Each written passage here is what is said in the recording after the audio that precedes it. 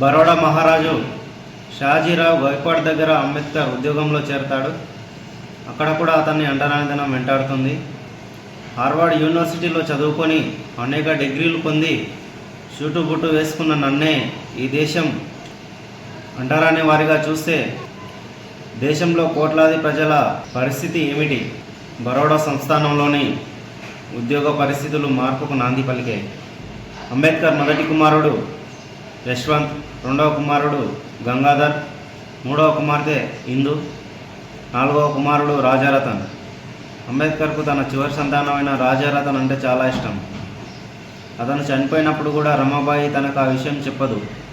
అంబేద్కర్ ఇంటికి వచ్చినప్పుడు నీ చిన్న కుమారుడైన రాజారతన్ కూడా చనిపోయాడని చెప్తుంది.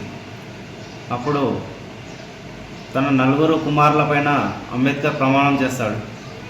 దేశంలోని అణగారిన వర్గాల అంటరాని స్త్రీలకు పుట్టిన సంతానాన్ని రాజును చేసే బాధ్యత నాదే రాము అని ప్రమాణం చేస్తాడు. తమ పిల్లలందరూ చనిపోయిన భావి తరాల భవిష్యత్తు కోసం అంబేద్కర్ పోరాటం చేశాడు. అంబేద్కర్ నన్ను పూజించకండి, నన్ను చదవండి, నేను విగ్రహాలలో లేను, పుస్తకాలలో ఉన్నానని చెప్తాడు.